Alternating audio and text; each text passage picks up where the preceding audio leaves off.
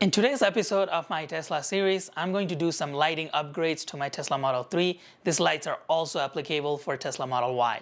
If this is the first time you're watching one of my videos, my name is Shiva Sapkota, engineer out here in Colorado, USA. I make mainly Tesla videos covering the wide range of different topics, but lots of detailed installations and reviews of various products like what we're doing today.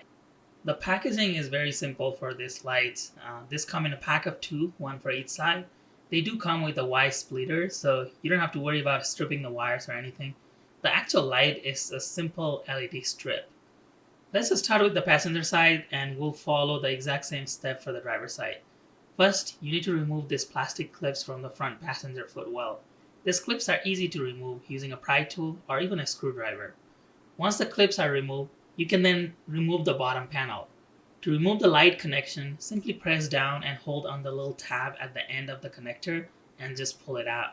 Now, you can connect the main light connection to the female port of the Y splitter on the new light and plug the male of the Y splitter from the new lights to the existing footwell light. Make sure both lights are working properly. Run the cables from the back of the front side door sill cover. You can now put the bottom panel back on. Simply align the panel and push it in. You can then put the plastic connectors back on and continue with the installation. Since it is a short run, you don't really have to remove the door sill panel. You can simply slide the cables up and tuck it in. If you really want to make sure the cables don't fall, you can certainly remove the panel. Run the cable all the way to where you see a cut in the carpet. Insert the LED strip inside the seat bracket, pull it from inside and tuck the remaining of the cable inside the carpet slit. Now it's going to be really hard to show you in the camera because this is quite low. So I'll try my best to explain how this works. There is nothing fancy here. All you have to do is route the LED strip toward the front tab of the seat. And we're just going to stick the LED right there. We just need to make sure the cable is not hanging anywhere in case your passenger put their feet all the way inside the seat and accidentally pull on the LED cable. You can follow the big harness. You just use the zip ties that are included and the electrical tape. Keep in mind you want to check the slack first by putting the seat all the way to the front and all the way to the back, making sure that it's not pulling on the cable. Once you figure out the cable routing, peel the back 3M adhesive cover on the LED strip and just stick the LED on the seat bracket, facing towards the back. We'll then follow the exact same procedure on the driver's side. On the driver's side footwell, there are two plastic clips and one Torx 20 screw.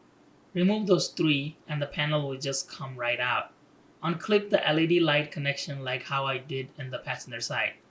Now use the Y splitter, exactly the same process, to connect the main light connector and use the other side of the splitter to connect the front light. Start the cable routing process by hiding the cables behind the door sill panels. Again, you can just stick these cables inside the door sill rather than removing those panels. Follow the same process as the passenger side for routing the cable under the seat. Follow the big cable harness, ensure there is enough slack, and stick the LED strip. The installation is now complete.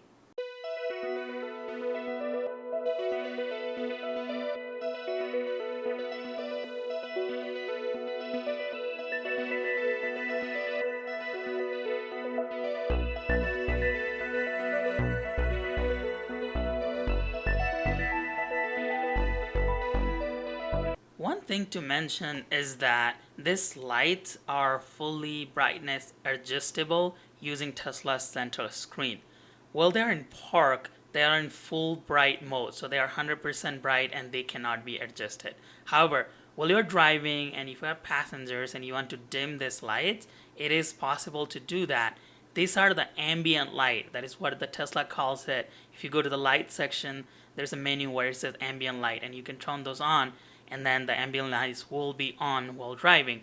But to adjust the brightness, all you have to do is go to the display brightness and then just toggle the brightness. So if you put it in auto, then whatever the screen brightness is, that is what these lights are going to have the brightness. But if you want a personalized brightness, and if you dim those backlights or this front blue light, you can do that by just sliding the brightness. So when I slide it towards the zero, the lights dim along with the screen brightness, and vice versa. If I put it up to 100%, they are the brightest. So you can adjust the brightness by going through this toggle. I think the lights look pretty cool. The installation wasn't too bad.